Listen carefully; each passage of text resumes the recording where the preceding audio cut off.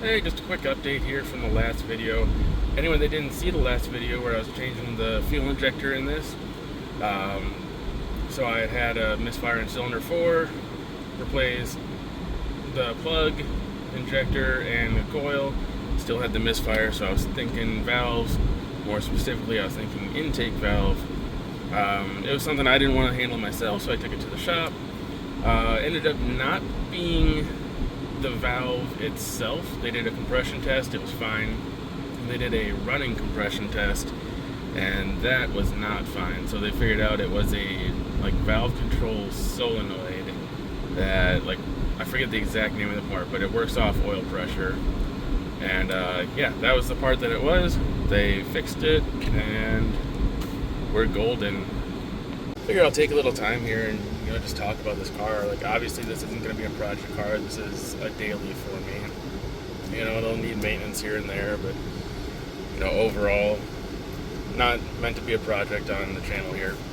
And it just kind of appeared on the channel, so if I didn't mention it in the last one, this is a 2020 Range Rover Evoque. We got the 2.0 turbo in it, all-wheel drive with this four-wheel drive type thing. It's kind of like a smart all-wheel drive.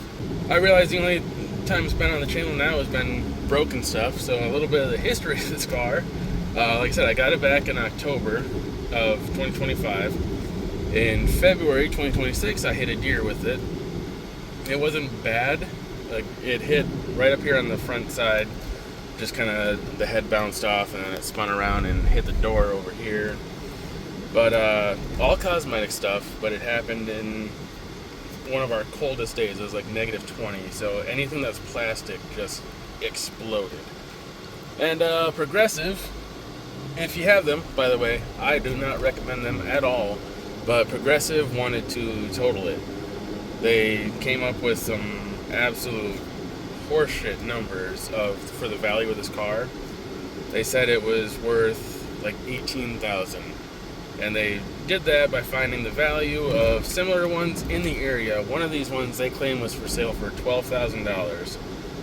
And, I did my own research. That doesn't exist anywhere in the US, so I don't know what they're talking about there. But anyway, that whole headache aside, I ended up fixing it out of pocket. But all the other headaches come from stuff that the dealership I bought it from hid. So I drove to Minnesota, and I was doing all kinds of stuff online. They were being really helpful. Any kind of video or picture I asked for, they sent it to me so I could kind of walk around the car without walking around the car, kind of thing. So again, I'm in Wisconsin. I drove about 7 hours to Minnesota to get this, and then about 200 miles into my drive home, stop for gas, and this is where it all starts. I noticed every single wheel was missing one lug, and the empty spot where the lug was all chewed up. So best guess is there were locking lugs on there, and they just hacked them off basically. Besides that, I started noticing there was some vibration that I didn't notice on my test drive when I went there. Also, the traction control kept kicking in just randomly. So, digging into it a little more, looking at it, I noticed that the front and the rear had two different size tires on it, different profiles. The front had the factory size that's supposed to be on here. The rear had ones that were wider and lower profile. So I was saying this thing has that kind of smart all-wheel drive. So because the front and the rear wheels were trying to go different speeds, it kept kicking in the traction control, especially on bumpy roads, which, if you can't tell, which the roads I'm driving on right now, I drive on bumpy roads a lot. The vibration I figured out was control arms, and I tried contacting the dealership then. I tried calling the salesman I was working with, tried calling the manager, texting, emailing. I got absolutely no response for a week. So I noticed online, they respond to bad reviews. So I left a bad review saying, this is my experience, I bought the car, now it has all these issues. And within half an hour, I got a call from these guys acting completely surprised that they hadn't heard from me at all until this bad review. And they promised all these things, you know, we'll take care of it, take it to a shop, get us an invoice, we'll reimburse you. You say the lugs were missing, we'll buy you lugs. You say the tires were wrong, we'll buy you tires. And I'd already replaced the lugs. So I told them, you know, don't worry about the lugs. I have an appointment for the tires already. Don't worry about the tires, but I'll take you up on the control arms. Mind you, this whole time, I still only have temporary plates. Another whole headache, buying it out of state. My bank would only give me a personal loan to do it. And then when I got it back and got it registered in Wisconsin, I had to basically refinance it as an auto loan. We couldn't do that because they didn't send the paperwork over to Wisconsin yet. So all this stuff that I'm doing is on a car that I technically don't own yet. So once I got the shop working on it, I got them an invoice. They asked, you know, like, why is it so high? It was originally estimated at like $1,500, and then they found out that the control arms that were on it were actually an old style. They updated the style, so the new ones were about $2,000 with labor and everything. So I explained that to them, you know, being friendly to them the entire time, saying like, yeah, I'm not trying to screw you guys. I'm like not saying you guys gave me a blank check to do whatever. This is exactly what's going on. They said, okay, fine, go ahead and fix it, get us the invoice. And then when I got them the invoice is when things really went south. So I started getting calls from their lead salesman. I never talked to the owner, but this lead salesman was basically like the enforcer of the dealership. Like, he would call and be honestly pretty threatening, really rude. But he started going off about how, you know, this repair costs way too much. They can get parts for wholesale and they can fix it for less, and we should have done that. Which, mind you, they did tell me that they can get the parts cheaper. And I asked them, you know, do you want me to get you in contact with the shop that's fixing it? You guys can figure out parts. He said, no, have it get done. So yeah, he's mad about how much it cost. And he says, you know, the owner tells me we can only reimburse half of that because we could have done it cheaper.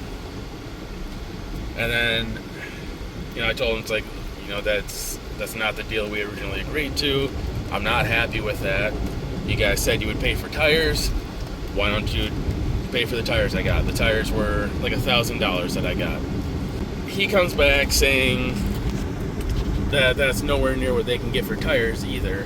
That they would replace what was on the car, which when I bought it, they had Pirellis on all four corners. I looked up those tires. Those tires were like almost $600 a piece. This guy claims that they could get 4 Pirellis brand new for $200. I asked him to show me a source.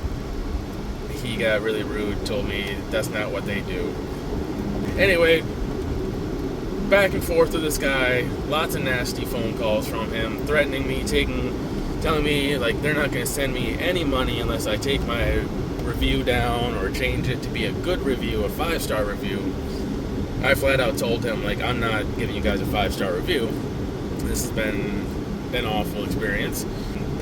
Conversations were had where my wife was involved too, and we're asking them for, you know, their inspection, because we're telling them like all these problems that this car had, they would have noticed if they did any kind of inspection. This guy says they can't show me the inspection, that's internal use only, that's not for customers to see. Absolute horseshit again. At this point, we're about 2 months from when I bought it. We're into December. I still don't have this thing registered in my name in Wisconsin. I still have temporary plates that have now expired. And I question him about this, and every single time I question him about why it's taking so long to get paperwork, it's a different thing. First it was, we have 10 days to send this out to the DMV, don't worry about it. After 10 days, it was, we have 30 days to send this out to the DMV, don't worry about it. After 30 days, it was, we actually have 60 days to send this out to the DMV, don't worry about it, stop calling us. So I started looking at Minnesota statutes, which I realize I haven't talked about it on the channel at all, but my background is law. So I understand statutes, and I found everything in there relating to a car purchase. The only spot where 60 days was mentioned is that the temp tag that they gave me, because I'm out of state, had to be good for 60 days. Otherwise, they had 10 days to send everything to the DMV and get it over to Wisconsin. So when I confronted him with that, he flat out yelled at me. He told me, Minnesota's different, like you don't understand Minnesota law. I gave him the exact statute numbers. He cut me off, told me basically stop talking. He didn't tell me to shut up, but he told me to stop talking because I don't know what I'm talking about. And that actually they have 90 days, so just don't even worry about it. Stop talking to them about this. So we called the Minnesota DMV. We talked to, a really nice lady at the DMV. Like, she kind of had that, southern grandma type thing going on. And we told her, like, this is what the dealership is telling us. And she goes, that is not right. And then put us on hold immediately and called the dealership and told them to take care of it. Immediately after that, then, dealership calls me again, flat out yelling at me, telling me that he had answered all my questions and told me they have 90 days, and now we went and filed a grievance with the DMV, and now they had to go back and basically prove that all their sales were done legitimately. Yeah, he's asking me, like, why did you file a complaint? And I told him I didn't. But he's adamant that I filed a complaint. I told him, when did the DMV actually say I filed a complaint? And he goes off me again saying, you were on the line. You could hear, like, I could hear you on the other line. Told him, like, I wasn't on the line. She put us on hold, and then she called you. I didn't hear a single thing this lady told you. But anyway, so they're getting in trouble now with Minnesota because they're doing things wrong. Which, if you start looking up reviews for this dealership too, I'm not the first person they've done this to. There's plenty of people that they're like 4 months out, like they're having to make multiple payments on their car before they legally own this car. The cars have problems that weren't disclosed. Like, this dealership has a history of doing this, and they primarily sell stuff like this. They sell Maseratis, they sell, Mercedes, Land Rovers, high-end cars. Now this guy says that this money that they were only going to pay out if I changed my review to be higher than 1 star and took out the bad stuff, they're not going to send it out at all unless I completely remove my review or change it to a 5-star review with no mention of any of this. And if I sign a hold harmless agreement that I won't talk bad about them at all. This is the textbook definition of extortion. But at this point, I just wanted to be done with it. So while I'm on the phone with the guy, I told him, like, I just went on, I deleted the review, send the money out, and never call me again, kind of thing. So as I just said, they made me sign something that I can't make another bad review, and I can't talk badly about them or, bash them. So I can't tell you where in Minnesota I bought this car, but it was definitely not an ideal auto buying experience for me. Definitely won't go there again. Won't recommend them to anyone because it wouldn't be an ideal auto buying experience for anyone else either. So story done. Now that this is fixed, this is one of my favorite cars I've ever had. Like, I got this whole thing down here with all the different driving modes. And with the snow mode, like snow and gravel, this is the best driving car I have ever had in Wisconsin winter. And like the electronics and everything, like I can customize what's up here. I can have my music up here, I can have my map up here, I can change the gauge layout. Same here, like I can put the map up here, navigation, whatever. If I have that down here, I can hit this middle button and it'll put my music down here. All the different modes. When I hit the deer and they wanted to total it, I was looking at cars that were similar to this, and you can't find them. So you can find these for around $25,000. And, you know, for what you get, that's not bad. Looking at the basics, when I was trying to find something to replace it, just looking for leather seats, all-wheel drive, heated seats, and preferably Android Auto.